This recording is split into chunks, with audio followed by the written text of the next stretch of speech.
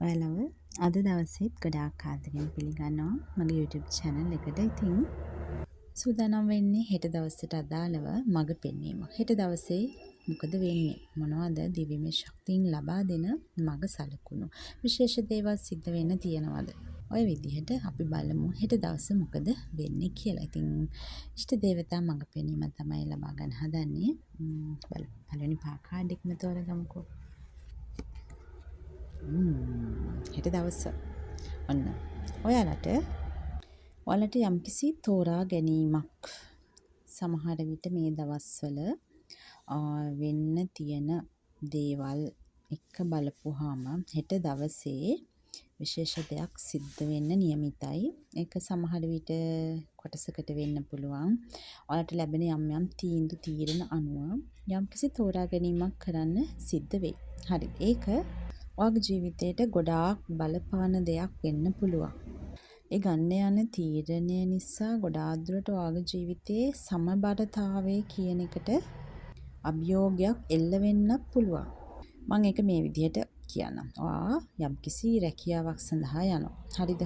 ඒ කියන්නේ ඔයා යන පළවෙනි රැකියාව. ඔයා ඉන්නේ රැකියාව විරහිතව. හරිද? එහෙම ඉඳලා තමයි රැකියාවට යන්නේ. එතකොට ඔයා හිතන්නකෝ ඔයා ඒ රැකියාව ලබා ගන්නේ මොන තරම් බලාපොරොත්තු ගොන්නක් එක්කද. හැබැයි මොනවා හරි දෙයක් හින්දා ඔයාට ඒ අවස්ථාව නැතුව ගියොත් මොන වගේ ප්‍රශ්න ගොඩක් එයිද? මොන අභියෝග වලට මුහුණ දෙන්න වේද? මම මේක කියන්නේ උදාහරණයක් විදිහට සහ වෙන්න පුළුවන් දෙයක්. හරිද? එහෙම දෙයක් වෙන්නත් බැරි කමක් නැහැ. එතකොට මේක යම්කිසි ආකාරයක අභියෝගයක්. ඔයාට රස්සාව ඕනේ. නමුත් ඒ රස්සාව නැතුව යාමේ සම්භාවිතාවයක් තිබ්බොත් හිතන්නකෝ ඒ දේට ඔයා කොච්චර බලාපොරොත්තු තියාගෙන උන්නද? ඉතින් හෙට දවසේ ඔන්න ඔය වගේ. ඕක එකක් විතරයි.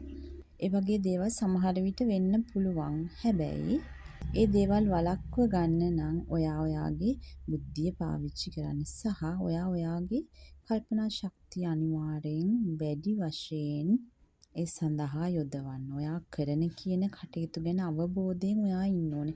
හෙට දවස ගොඩක් අවබෝධයෙන් ඉන්න ඕනේ දවසක්. ඔයා ගොඩාක් ඔයා වෙනුවෙන් ඔයාටම සහාය විය යුතු දවසක්. හෙට දවස ඔයාටම උදව් කරගන්න ඕනේ දවසක්. නිවැරදි තීරණ ගන්න, නිවැරදි විදිහට ඒ දේ හරියටම කොහොමද කරගන්නේ කියන එක ඔයා හෙට දවසේ තීරණය කරන්න ඕනේ. අන්න ඒකයි කියන්නේ ඔයා ගොඩාක් ඔයා ගැන හිතලා හෙට දවසේ තීරණ ක්‍රියාත්මක කරන්න. මොකද අපි දන්නේ නැහැ මොන දේවල් මොන විදිහට සමහර අවස්ථාවල වෙයිද කියලා.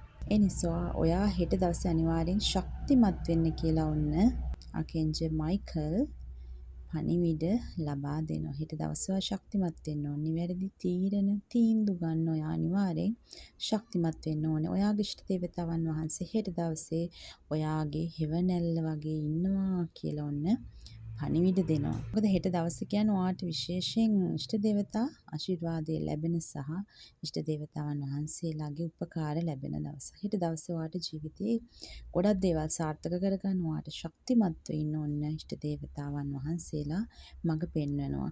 මොන තරම් දේවල් මොන තරම් අභියෝග ආවත් මතක තියාගන්න. බුද්ධිය කියන එක මෙහෙවන්න ඔයා සමබර වෙන්න. හැම ප්‍රශ්නයක් දිහාම ඔයා හැම පැත්තකින්ම හැම කෝණයකින්ම බලන්න. හෙට දවස ඔයාට අභියෝගාත්මක දවසක්. ඔයා තීරණ ක්‍රියාත්මක කරන්න ඕනේ. හොඳට කල්පනා කරලා බලලා ඔයාටම හෙට උදව් කරගන්න ඕනේ දවසක්. මොකද ඔයා නොදන්න දේවල් ගොඩකට ඔයා හෙට දවසේ මැදිහත් වෙන්න පුළුවන්. හැබැයි බය වෙන්න එපා.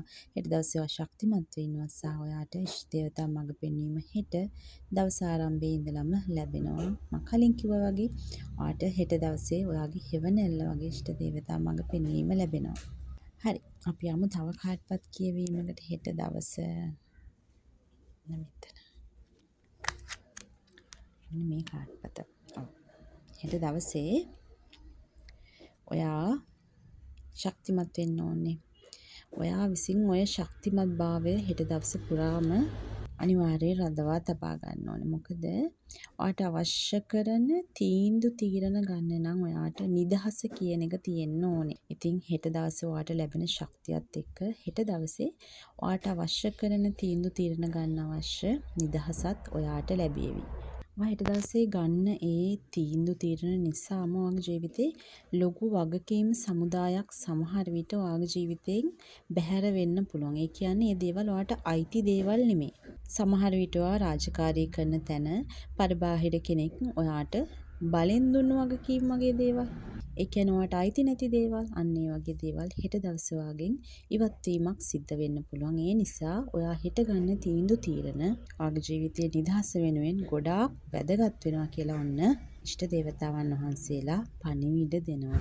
ඒ වගේම ඔයාට තිබ්බනම් අතීතය තුල යම් බැඳීමක්. ඒ කියන්නේ ඒ බැඳීම හරියට මේ බැඳීම තිබ්බට ඒක නිකන් ඉරිතලලා ගිහිල්ලා කිසිම මේ අලුත් ඇඩියාවක් නැහැ. ඒ කියන්නේ හිතට ඒක කිසි පිට් එකක් නැහැ කියන්නේ අපි අන්න ඒ වගේ බැඳීමක්. සමහරට පරණ යාළුවෙක් වෙන්න පුළුවන්. සමහර විට ඔයාට අතහැර ගන්න බැරි තත්වයක් පහුගිය කාලේ තිබ්බද කාත් එක්ක හෝ. සමහර විට ඔයා ළඟ තියෙන දෙයක් වෙන්න පුළුවන්. පරණ දෙයක්, පරණ නිවසක්, පරණ නෑදෑකමක්. ඔයාට ඒ දේවල් අලුත් වැඩියා කරගන්න, අලුත් කරගන්න කිසි ඕනෑකමක් නැති. කියන්නේ එහෙම කියන්න හේතුව ඔයාට ඇත්තේ මේ දේ හින්දා අර හිතට මානසික වදයක්. ඒ දේ ඔයාට ඇත්තටම වටිනාකමක් නැහැ. ඔයා ඒ දෙයට වටිනාකමක් දෙන්න හැදුවට ඒ පැත්තෙන් ඔයාට කිසි වටිනාකමක් නැහැ. ඔයාට වටිනාකමක් දෙන්නේ කිසිම සහයෝගයක් නැහැ ඔයාට. ඉතින් ඔයා බලෙන් තියාගත්ත නේද ඒක? බලෙන් තියාගත්ත දේවල්. ඔන්න හෙට දවසේ වෙන්නේ දෙයක්. ඔයාට අතෑරෙන්න පුළුවන්. සමහර විට ඔයාගේ පැත්තෙන් ඔයාට සාධාරණයක් වෙන්න පුළුවන්. ඒ නිසාමත් ඔයාට නිදහස කියන එක හෙට දවසේ එවැනි බැඳීම් වලින් ලැබෙන්නත් පුළුවන්. ඇත්තට මෙහෙම ලැබෙන්න හේතුව ඒ දේවල් හින්දා ඔයාට මානසික නිදහසක්. කිසිම ඔයාට යහපත් ප්‍රතිචාර ලැබෙන අවස්ථාවක්වත් ඒ වගේ තත්වයකින් නැති නිසාමයි. ඉතින් හෙට දවසේ ඔයාට තවත් ශක්තිමත් වීමක් සිද්ධ කරගන්න තියෙනවා. ඔන්න ඔය කියන බැඳීම් වලින් නිදහස් වෙන්න නම්. සමහර විට ඔයාගේ හිත හෙට දවසේ කාලගුණේ වගේ වෙන්නත් පුළුවන්. එක එක ආකාරයකට මනස චංචල වීමක් තියෙන්නත් පුළුවන්. හැබැයි ඒ ගැන වැඩි හිතන්න එපා. මොකද හෙට දවසේ ඔයා ගොඩක් ශක්තිමත්ව ඉන්න ඕනේ කියලා තමයි ඔන්න ඉෂ්ට දේවතාවන් වහන්සේලා පණිවිඩ දෙන්නේ. වගේම අදුර බැහැර ගමන් නොදාගෙන තියනවාද හෙට දවසේ.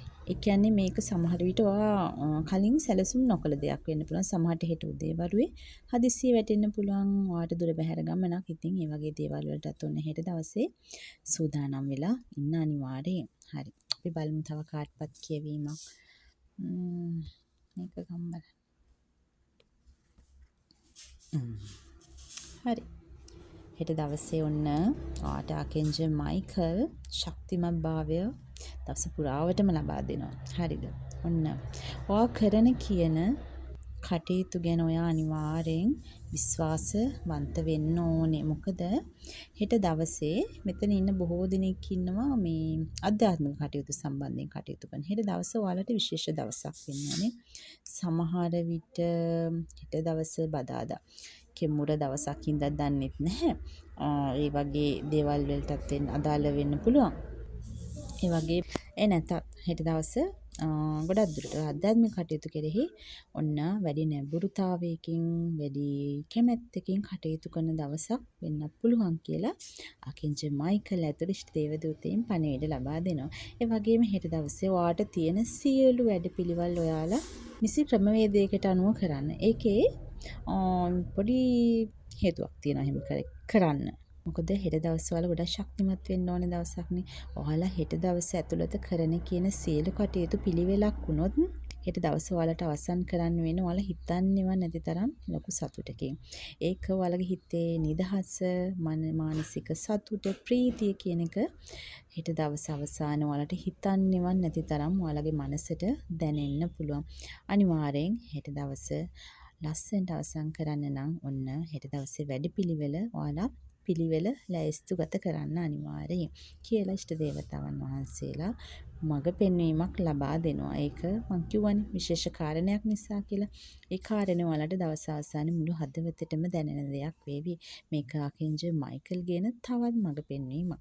මොකද හෙට දවසේ කියන්නේ ඔයාලගේ ජීවිතයේ සමහර විට ඔයාලට නොලැබෙන සුවිශේෂී අවස්ථාවක් ලැබෙන දවසක් වෙන්න පුළුවන්. හෙට දවසේ බලන්න ගත කරලා. මොකද සමහර අයගේ ජීවිතවල මේක පොඩි පිරිසකට ලැබෙන මඟ පෙන්වීමක් වෙන්න පුළුවන්. හෙට දවසේ කියලා කියන්නේ ඔයාලගේ ජීවිතේ හිතුවේවත් නැති විදිහේ ලොකු වෙනසක් තව ලොකු අවස්ථාවක් සමහරට රැකියා අවස්ථාවක් වෙන්න පුළුවන්. සමහරට අලුත් ජීවිතයේ හැරවුම් ලක්ෂයක්, අලුත් ආදරයක්, සමහරට අධ්‍යාපන කටයුතු වල යම් විශේෂත්වයක් වගේ ඔයාලා හිතන්නේ නැති විදිහේ විශේෂ කටයුත්තක් හෙට දවසේ ඔයාලට ඔයාලගේ ජීවිතවල සිද්ධ වෙන්න පුළුවන් දවසක්. ඉතින් ඒ ගැනත් හෙට දවසේ ඔයාලා අවධානයෙන් ඉන්න.